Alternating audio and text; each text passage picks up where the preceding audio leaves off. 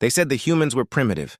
They said they were fragile, emotional, and small-minded. And for a long time, the galaxy believed it, but that belief, that arrogance, would soon be shattered. Because somewhere beyond the forgotten rim of the Orion Arm, a species born in the ashes of its own wars had begun to build something no empire dared imagine, something the galaxy had no word for. Except one. Colossal. That was the beginning, the first whisper of the end of our arrogance. My name is Vekar Il, Senior Archivist of the Ardent Conquered, and I was there when the first transmission came through, a static-filled pulse from the edge of human space. At the time, humanity was nothing more than a footnote in the Concord's records. Their systems were sparsely charted, their colonies small, their fleets unremarkable. We considered them irrelevant, a species still clinging to hope and metal, still learning to crawl among the stars. Yet they fascinated me. They built ships not for beauty or elegance, but for survival. While most advanced species favored plasma weaves and antimatter lattice drives, the humans used alloys that should not have worked. They strapped reactors to hulks of steel and called them battleships. And somehow, through sheer stubbornness, those machines did work. It was said they fought wars not because they were cruel, but because they refused to kneel.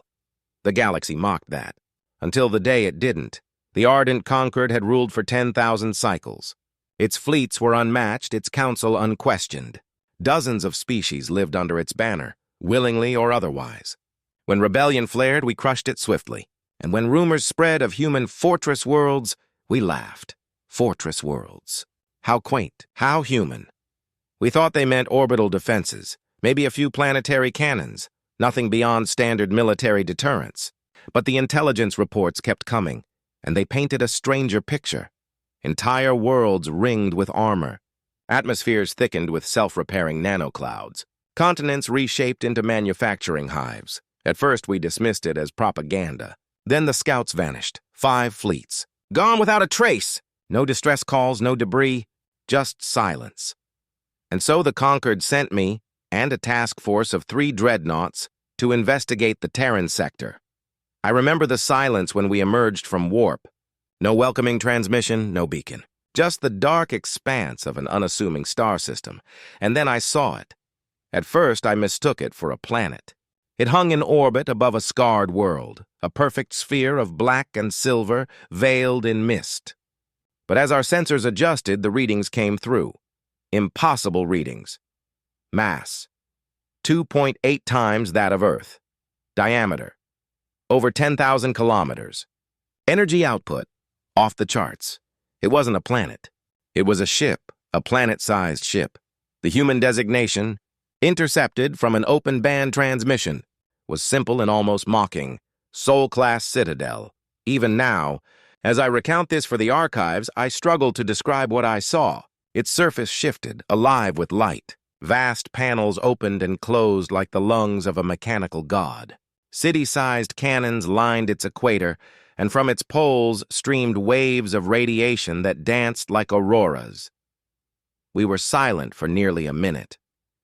Then Admiral Chiron spoke, the same phrase I would hear whispered across the Conquered in the days that followed. That's not possible, but it was, and the humans had built more than one. Our first contact was cautious. We broadcast identification codes, diplomatic greetings, standard Concord formalities. For 37 minutes, there was no reply. Then, without warning, a human voice filled our bridge. Unidentified vessels, it said. Calm, confident, unmistakably human. You are trespassing within Sol Defense Perimeter 3. State your purpose or withdraw immediately. Our admiral scoffed. A perimeter? Around what? A single system? We are representatives of the Ardent Concord, Karen replied, his voice dripping with superiority. You will submit to inspection under the Interstellar Stability Charter. There was a pause, long enough for every officer on deck to exchange uneasy glances. Then the human voice returned, steady and unbothered. Inspection denied. Please leave, Chiron laughed. You do not dictate terms to the Concord human. Another pause. And then a simple phrase. One I will never forget. This isn't the Concord's galaxy anymore. The transmission cut, and space shifted. From behind the Citadel's shadow, something massive stirred. Not one, but three additional structures of similar scale, each emerging from behind the planetary curve. Kieran's composure shattered. Our dreadnoughts, each the size of a small moon, looked like toys beside those things. He ordered weapons primed. I begged him not to. Too late. Our plasma lances fired, brilliant streams of energy that could melt through planetary crusts, but they never reached their target. A lattice of light unfolded from the Citadel's surface, absorbing every particle. The humans didn't fire back. They didn't need to. Because the pulse that followed wasn't a weapon. It was a message. Every conquered fleet, every station, every archive, even the homeworld, received it simultaneously. A broadcast showing Earth, surrounded by its titanic guardians. And beneath it, a single statement burned into every display.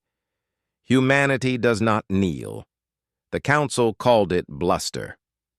They said it was a trick, a technological illusion, but within weeks, the truth became undeniable. Human vessels began appearing across the spiral arms, not war fleets, but envoys.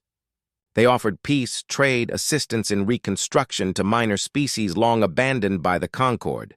They healed worlds we had exploited. They restored ecosystems we had stripped bare, and the people listened. They began defecting. Entire sectors renounced Concord law and joined something new, the Terran Accord. Chiron was furious. The Council, desperate to reassert control, declared war. I was assigned as an observer aboard the flagship Radiant Will, part of the 7th Suppression Fleet. We were ordered to re-establish galactic order, in other words, to burn humanity's defiance to ash. We jumped into the Epsilon Verge, expecting resistance. What we found was worse, nothing empty space, silent stars. Then the sensors flared again, not one, but two planet-sized objects decloaking ahead. Chiron's voice faltered. By the gods! Humanity had moved their citadels. They were mobile fortresses, planetary fleets in their own right, and when they opened fire, the void turned white. For 8 hours, the 7th Fleet fought a losing battle. Our weapons barely dented their shielding. Our ships disintegrated under beams so wide they erased squadrons in a blink. But what terrified me most wasn't their firepower. It was their restraint. They never targeted escape pods, never fired on surrendering vessels. Every transmission from their command ships ended with the same message. Leave. You don't have to die for someone else's pride. When the smoke cleared, only a third of our fleet remained. Chiron refused to retreat. He ordered one last charge, and when his ship was finally destroyed, the humans towed our survivors to safety. We had come to annihilate them. They saved us instead. That day changed everything. In the weeks that followed, humanity didn't advance or boast. They rebuilt, quietly, efficiently. They helped the wounded on both sides, repaired orbital stations, even returned captured ships. When the Concord demanded their surrender, they responded with silence. When we threatened them, they built more citadels. And when we tried to understand how they could possibly construct world-sized vessels, our scientists realized the truth. They had harnessed the cores of dead planets. Each citadel was born from the remains of a fallen world. Each one carried the name of a planet humanity had lost. Terra, Luna, Mars, Europa, Titan. Each was a memorial and a weapon. And so the whispers began. That humanity had done the impossible, not through superior intellect or divine favor, but through sheer determination. They didn't rise because they were chosen. They rose because they had to. Their history was written in survival, their technology in defiance. And as I watched them stand against the arrogance of the galaxy, I felt something I never thought I would feel toward another species. Not fear. Not hatred, but respect. That was the beginning of the end for the ardent Concord, and the beginning of humanity's ascendance. They didn't conquer the stars. They reminded us who they were and what we had forgotten, that power means nothing without purpose.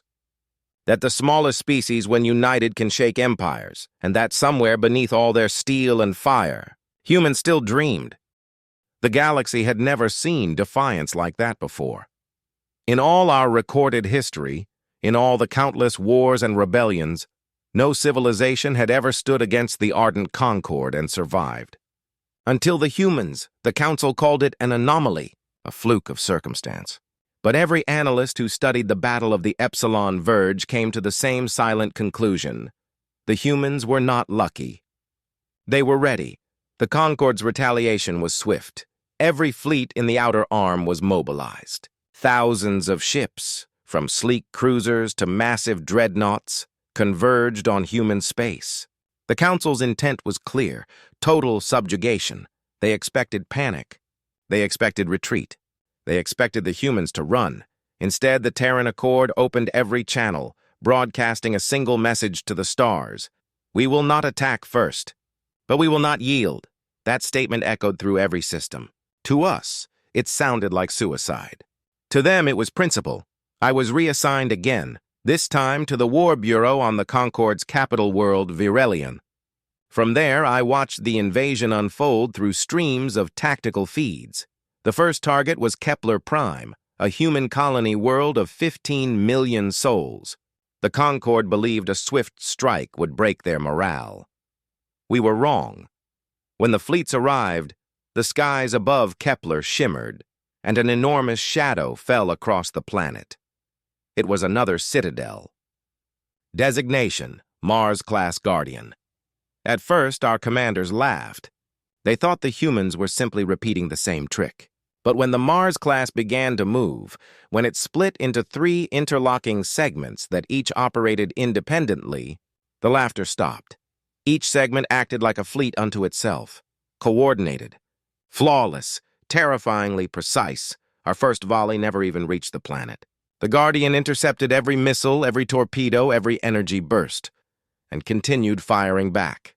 Within minutes, half the invasion fleet was gone. And yet, there was no vengeance in their actions. Our intercepted transmissions revealed something remarkable. Human command ships weren't giving kill orders. They were giving rescue coordinates. Every strike was measured. Every action calculated to minimize loss of life. The humans didn't fight like conquerors. They fought like defenders. They fought like they had something sacred to protect. The Council tried to spin the defeat as a misunderstanding, a miscalculation of enemy strength, they said. But we all saw the truth. The humans had advanced beyond anything the Concord could match. The question wasn't how. It was why. How had a young species, barely 1,000 years into spaceflight, built planet-sized warships and energy fields that could swallow our most powerful weapons whole? I found the answer not in battle reports, but in intercepted human records, fragments of speeches, transmissions, and mission logs. They spoke of unity forged in struggle, of a history where their own wars nearly destroyed them, and how, from that brink, they learned something no other species had: that peace without strength was a lie. And strength without compassion was empty. The Council refused to listen. Instead, they doubled down. Fleet after fleet launched into Terran space. World after world fell silent. The war grew darker, but humanity didn't break. When their orbital networks were shattered, they rebuilt them in days. When planets were bombarded, they evacuated millions through warp tunnels that appeared out of nowhere, temporary gates powered by the citadels themselves. It was as if the humans were everywhere. And in a way, they were. Their ships didn't follow the rules of physics as we knew them. They folded space, bending gravity around themselves, leaping across systems without warning. Our scientists called it impossible. The humans called it the Eventide Drive, a propulsion system so advanced it required the gravity core of a dead planet to function. Weeks turned into months. The Concord's fleets began to fracture. Some refused orders to attack. Others defected entirely, seeking asylum under the Terran Accord. That's when the Council turned to darker methods. They authorized the deployment of silica storms, artificial, black hole weapons banned for millennia. Entire human colonies were erased. And for the first time, the humans grew quiet. No transmissions, no declarations, no diplomacy, only silence. I remember the night it happened, the night the silence broke. It was the 43rd day after the silica bombing of Nova Hera. The council was in session, congratulating itself on the strategic success of that atrocity. And then the lights went out. Every screen, every console, every planet-wide network across Verelion went dark. Then a voice spoke, human, calm, terrifyingly calm. "You've taken enough." The screens flickered back to life, but not with Concord insignia. Instead, they showed an image from orbit, a massive shadowed object eclipsing the capital's sun. At first, we thought it was a moon. Then it moved. The readings came seconds later. Radius, 9,600 kilometers. Composition, adaptive alloy and gravitic mesh. Designation, Luna-class Retributor. The humans had come. The Luna-class didn't fire a single weapon. It descended slowly, its massive gravitational field locking the planet in place. Every orbiting fleet froze in position, engines disabled by an electromagnetic pulse that extended across the entire system. Then, through open transmission, the voice spoke again. "This isn't vengeance. This is restraint. You used weapons that erase worlds. You will never use them again." The council screamed defiance. They ordered the Planetary Defense Network to engage. It never had the chance. In a silent cascade of light, every weapon turned to dust. The Luna class had unleashed a field we later learned was called a disassembler wave, a precision pulse that broke molecular bonds in anything designed for destruction. The entire defense grid simply unraveled. And then, in an act that would echo through the ages, the humans transmitted the full recordings of Nova Hera, the destruction, the screams, the horror, to every species under Concord rule. In a single moment, 10,000 years of propaganda burned away. The truth was laid bare. We weren't protectors. We were tyrants, and humanity had forced the galaxy to see it. The riots began within hours. Entire worlds rose up. The Concord's fleets, suddenly leaderless and ashamed, splintered into chaos, and through it all, humanity didn't advance an inch. They didn't invade. They didn't conquer. They simply watched. Their message was clear. "You brought this upon yourselves. I was assigned then to a diplomatic vessel, the Saravan Dawn, tasked with negotiating a ceasefire. We traveled to the human frontier, escorted by smaller Terran ships. I expected cold professionalism, maybe hostility. What I found instead stunned me. Humans greeted us with compassion. They provided food, shelter, medical aid. To us, their former enemies. One of them, a woman named Admiral Reyes, met me personally. Her uniform bore the insignia of the Terran Accord, a circle of stars around a single blue world. Her eyes were tired, but kind. "Vekar Il," she said softly. "We don't want your extinction. We want your understanding." I asked her why they didn't destroy the Concord when they had the chance. Her answer has haunted me ever since. "Because we know what it's like to lose everything. We won't make others live that pain." That day I saw something that no weapon, no citadel, no empire could match. Not power. Not fear, but mercy. And for the first time in my life, I believed humanity truly was different. But the Council wasn't done. Even as its fleets crumbled and its citizens rebelled, its leaders prepared one last act of desperation. A strike meant to erase humanity completely. Deep in the shadows of the galactic core, they awakened an ancient weapon, one built long before the Concord's rise. A weapon so vast it made even the citadels look small. They called it the World Eater. The weapon they unleashed was never meant to be used, buried in the deepest vaults of the ardent Concord, sealed by 10,000 years of fear and shame. It had existed only as a myth, a relic from a darker age. They called it the World Eater. It wasn't a ship. It wasn't even a machine in the way we understood machines. It was a living construct, a fusion of matter and quantum field, something that consumed planets to sustain itself. When the Council activated it, every sensor across the core system screamed. Space itself trembled.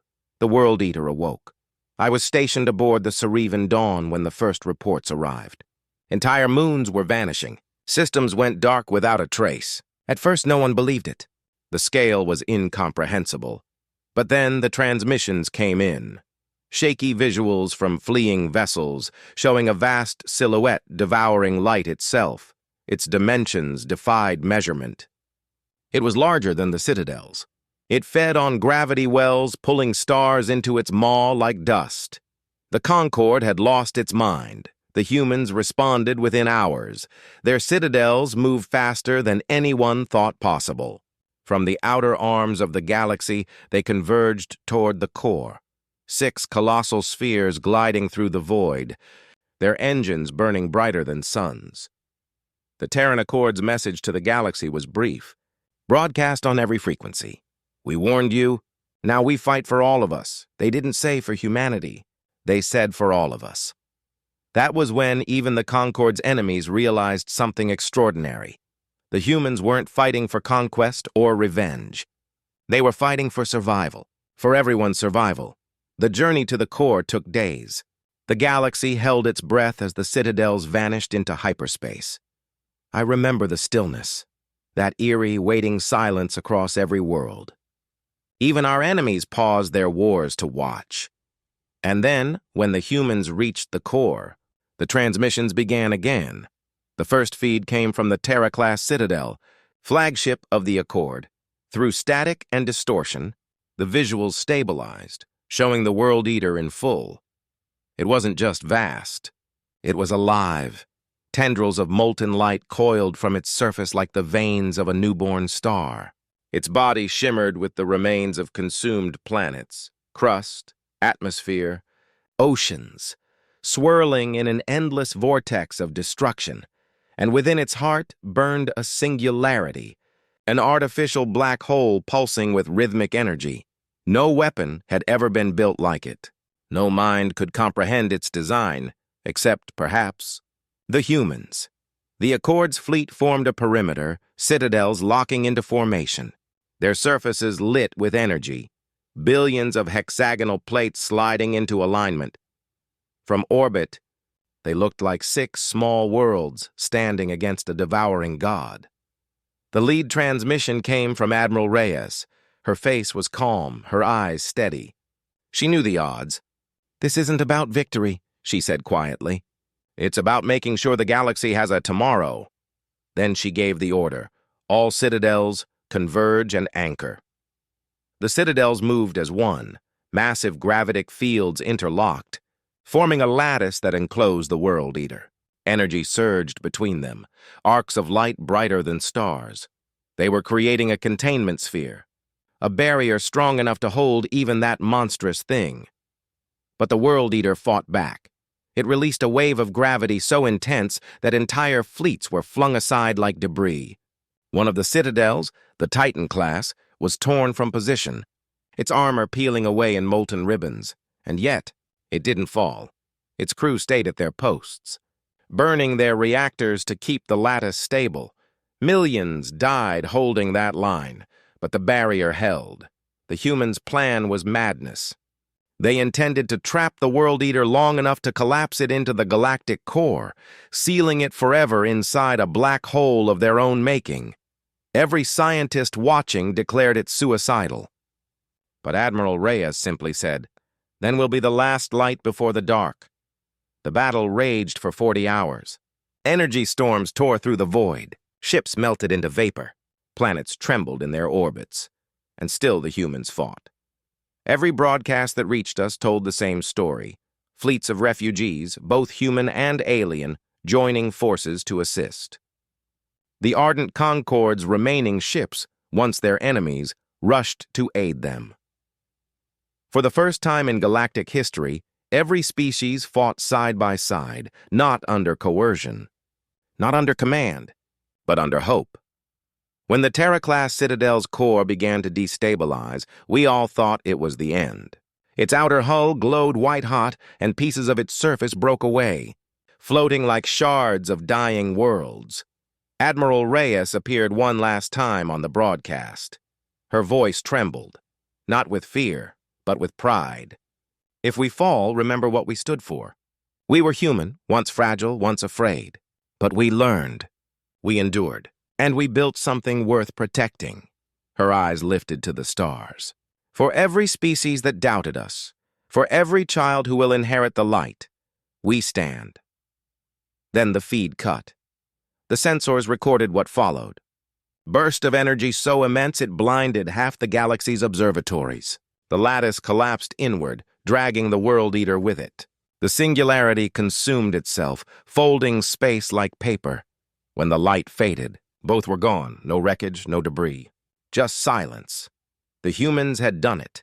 They had stopped the World Eater and vanished with it. The aftermath was chaos. With the Concord's leadership dead or disgraced, and the Citadels gone, the balance of power shattered. Entire civilizations wept, not in triumph, but in mourning. Because we all knew what it meant. Humanity had sacrificed itself to save us, and for a time, we believed they were gone forever. But then, the impossible happened. 72 hours later, a faint signal appeared at the edge of the core. Weak, fractured, but undeniably human, it was a distress beacon. From the Terra-class Citadel, the humans had survived. When the recovery fleets arrived, they found the Citadel drifting, cracked, wounded, but alive. Its surface was scarred beyond recognition, its reactors offline, but its heart still pulsed with faint energy. Inside, they found survivors, thousands of them. And among them, Admiral Reyes. Her first words upon being revived were simple. Did it work? When they told her the World Eater was gone, she smiled, then passed out again. In the months that followed, the humans began to rebuild once more. But this time, they were not alone. The former Concord species, my own included, volunteered to assist. For every citadel they restored, they inscribed a single phrase on its hull, written in 100 languages. We remember the light. It was then that humanity did something unthinkable. They offered the galaxy a choice, not to serve them, not to worship them, but to stand beside them as equals. Thus was born the Galactic Accord, forged not through conquest or fear, but through sacrifice and shared hope. Humanity had changed everything, not just the power balance, but the meaning of civilization itself. They taught us that survival wasn't enough, that strength without empathy was hollow, that even the smallest species could bear the weight of the stars and not falter. But peace never comes without scars. For every world saved, there were 10 lost. For every victory, 1,000 graves. And deep within the void, something stirred again. Fragments of the World Eater's core, still alive, still whispering, and the humans knew. The war wasn't truly over. Peace is never silent. It hums beneath the stars, fragile and fleeting, a melody woven between scars. For nearly a decade after the fall of the World Eater, the galaxy knew something it had never tasted before. Unity. The Terran Accord, once humanity's desperate shield, became the foundation for a new galactic alliance. Former enemies shared technologies, rebuilt shattered systems, and for the first time in millennia, the stars were quiet.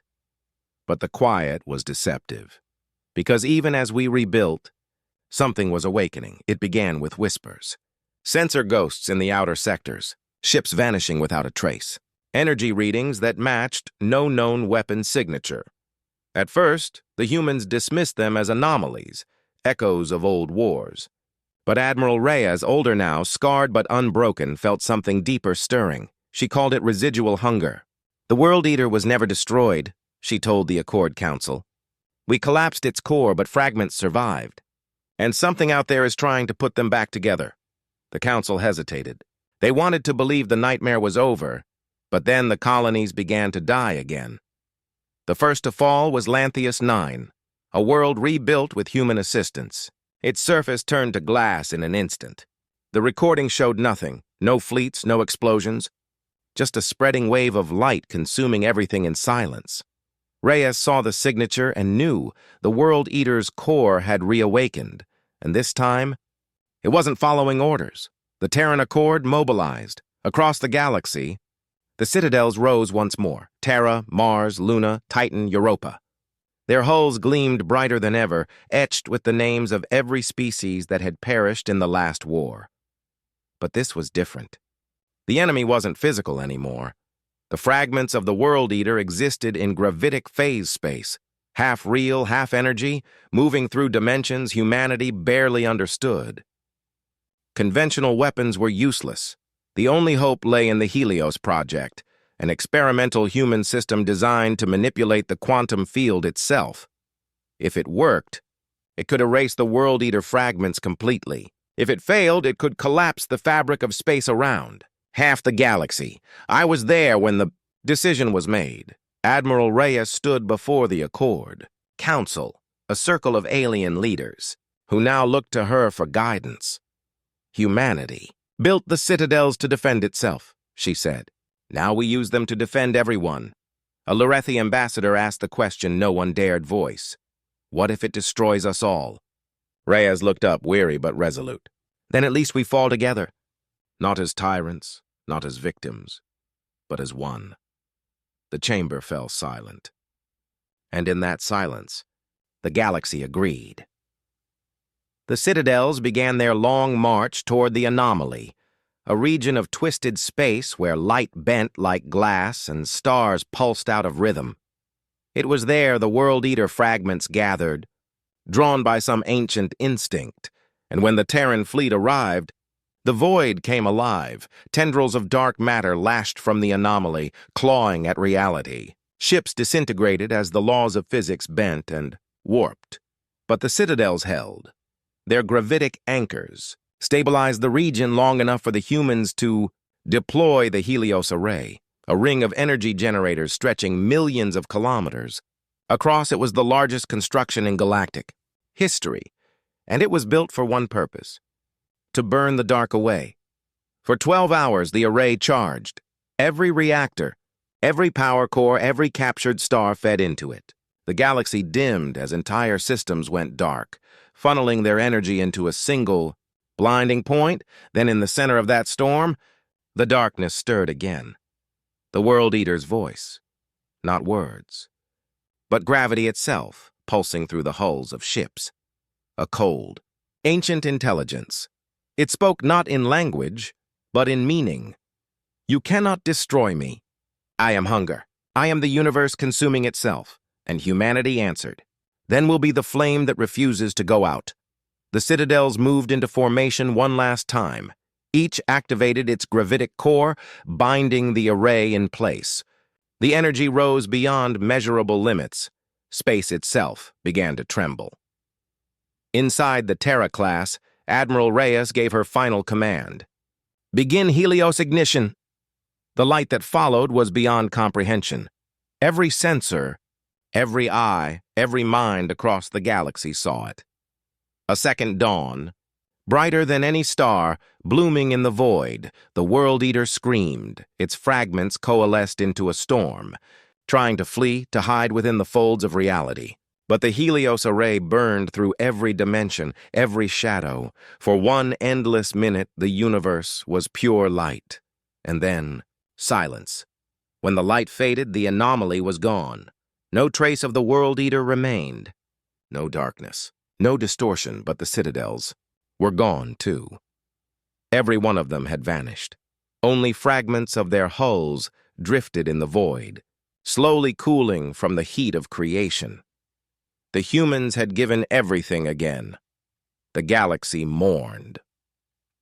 Worlds dimmed their suns in tribute. Temples were built on every major world, carved not in human likeness, but in the shape of a circle, the symbol of the Accord. I visited one myself, on Virelian Prime. The walls were lined with words, the last recorded transmission from Admiral Reyes. Her voice, faint and distant, echoed through the memorial. If you're hearing this, it means we're gone. That's all right. We did what we came to do. The light will last a while longer. Keep it burning. She paused, her breath uneven. We were never the strongest or the fastest. We just refused to stop trying. Then the recording ended. For years after, no human vessels were sighted. Some believed their species had perished with the citadels. Others said they had ascended, that the Helios array had cast them beyond our universe, into the light they created. Whatever the truth, their legacy endured. The galactic accord thrived. Peace held, and the name human became something whispered with reverence, a reminder that greatness was not measured by survival, but by what one was willing to sacrifice for others. But history never ends quietly. A century later, explorers from the Accord discovered something at the edge of the Andromeda Stream. A beacon. Old, scarred, but still transmitting. When they decrypted it, they found a single message. 3 words. "We're still here." The return, when humanity spoke again. They said the light had faded, that 100 years was enough time for memory to soften into myth, and for myth to crumble into silence. But the stars remembered. They always do. Every beacon, every data archive, every whisper of the Terran Accord still hummed in the background of galactic space, faint, steady, defiant. The humans had burned so brightly that even their absence was luminous. For a century, the galaxy lived in that afterglow. The great wars ended. Empires that once ruled by fear began to rule by reason. Species that once hid behind walls now shared technology and culture freely. The Accord had become something like religion, an ideal more than a government. Its symbol, the circle of light, was carved into every council hall and colony square, a reminder of those who had stood for the many, not the few. And yet, peace carried a strange emptiness, because in every gathering, every alliance meeting, someone always asked the same question. Will they ever come back? No one had an answer. It began quietly. On the edge of the Andromeda Stream, a mining team from the Varelian Guild stumbled upon a derelict beacon, half buried in the dust of a dead moon. Its design was unmistakable, angular, metallic, with markings in an ancient Terran script. It pulsed once every hour, a single repeating signal. The miners activated a translator drone, and the voice that emerged made the entire camp fall silent. "We're still here." 3 words, calm, human, no further data, no coordinates. Just that steady, impossible phrase. The beacon was over 800 years old. But it was active, and when the news reached the Galactic Accord, hope, that dangerous, uncontrollable thing, roared back to life. Exploration fleets launched from every corner of known space. Hundreds of worlds turned their telescopes toward the dark. The Council ordered a full investigation. The finest scientists, historians, and linguists gathered at the core world of Lurith Prime to analyze the signal. Among them was archivist Thalen, a long-lived alien whose species had first encountered humanity centuries ago. He had seen them fight. He had seen them fall. And he had never forgotten the look in their eyes. Now, standing before the holographic echo of that old human voice, he whispered, "You came back, didn't you?" But no one answered. Not yet. The signal began to spread. Other beacons woke. One on a frozen asteroid. Another buried deep in the ruins of a derelict citadel hull. Another orbiting a rogue planet near the Perseus Veil. Each one repeated the same phrase, identical down to the nanosecond. "We're still here." Some called it a trick, a data ghost, a resonance left behind by the Helios detonation. Others believed it was the humans, reaching out from some hidden refuge beyond the stars. But Thalen noticed something no one else did. Each beacon pulsed in rhythm. Together they formed a pattern, a heartbeat. And when he overlaid the pulse frequencies onto a star map, the coordinates aligned, pointing toward a place that should not exist. The edge of the known universe. A region beyond mapped space, where the fabric of reality itself frayed into cosmic radiation and quantum turbulence. A place called the liminal expanse. The liminal expanse had been avoided for eons. Sensors failed there. Ships disappeared. Time itself stuttered and looped. but the pattern was clear, and so, for the first time in centuries, a fleet was assembled under the Accord's banner, not for war, but for discovery. The flagship was named Aurora, a tribute to Earth's first light. And at its helm stood Admiral Kale, a descendant of the last human envoys who had served in the Accord before the Citadels vanished. He was not human by blood anymore. Too many generations. Too many mixed lineages, but his heart, his voice, carried the old cadence. "If they're still out there," he said before launch, "we owe them more than remembrance. We owe them an answer." The journey took years. The deeper the fleet went, the stranger space became. Stars warped into spirals. Time stretched thin. Gravity hummed in chords no one could hear but everyone felt. And yet, within that distortion, something familiar pulsed.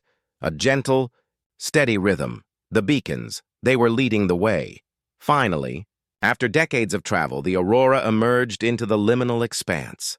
The view was indescribable, a sea of light and shadow, swirling like a living nebula.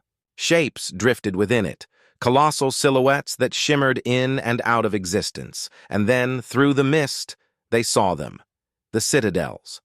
Not wreckage, not ruins, whole, intact, floating in formation around a brilliant white sphere the size of a small moon. The light from that sphere pulsed in rhythm with the beacon. Signal. Heartbeat alive. The fleet approached cautiously.